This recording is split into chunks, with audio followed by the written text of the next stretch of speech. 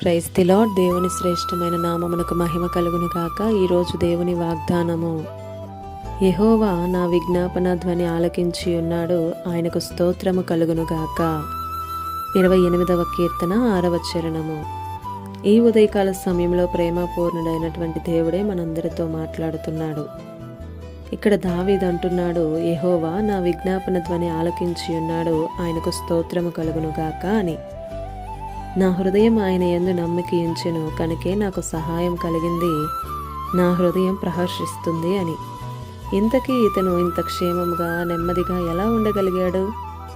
మనకి ఏదైనా సహాయం కొరకు ఎక్కడైనా అర్జీ పెడితే కొంత ఆలస్యం అవుతుంది తప్పకుండా, కానీ నా దేవుని దగ్గర ఒక విచిత్రం ఉందని అంటున్నాడు.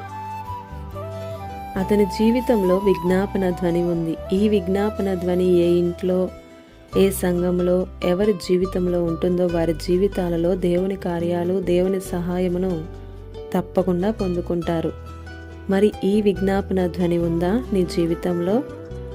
నిరాశ, దుఃఖం, పరిహాసపు ధ్వనులే ఉన్నాయా? ఆలోచించు.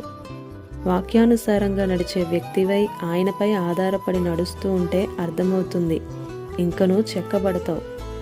మన సమస్యలకు మన ధ్వనే జవాబిస్తుంది. ప్రతి సమస్యకి పరిష్కారం మన విజ్ఞాపన ధ్వనే మొదలు పెడుతుంది. యుద్ధంలో పోరాడేవాడు జయం పొందాక ఊదే ఆ బోరధ్వని ఎంతగా వినాలనిపిస్తుందో కదా. ఈ ధ్వనే లేకపోతే శత్రువు పొంచి ఉంటాడు, సమస్యలలో కూరుకుపోతారు. ప్రార్థనా ధ్వని, విశ్వాసపు ధ్వని, గోజాడే ధ్వని నీకుండాలి. పరిశుద్ధ గ్రంథంలో హన్నా దేవుని సన్నిధిలో విజ్ఞాపన ధ్వని చేసింది, దేవుడు విన్నాడు. ఎస్తేరు కూడా దేవుని సన్నిధిలో విజ్ఞాపన ధ్వని చేసింది, విన్నాడు. ఇశ్రాయేలీల కాలంలో శ్రమలు విస్తరించినప్పుడు కూడా ఆ విజ్ఞాపన ధ్వని విన్నాడు దేవుడు. ఆ ధ్వనితోనే ఈరోజు నీవు కూడా విజయాన్ని పొందాలి. కన్నీటి ప్రార్థనా ధ్వని వినబడాలిగా. నీవు మొదలుపెట్టి చూడు. ఎప్పుడు ఎక్కడా వినని చూడని అద్భుతాలు జరిగించే దేవుడు, మనం నమ్మి విశ్వసిస్తూ ఆరాధిస్తున్నటువంటి దేవుడు. ఆమేన్.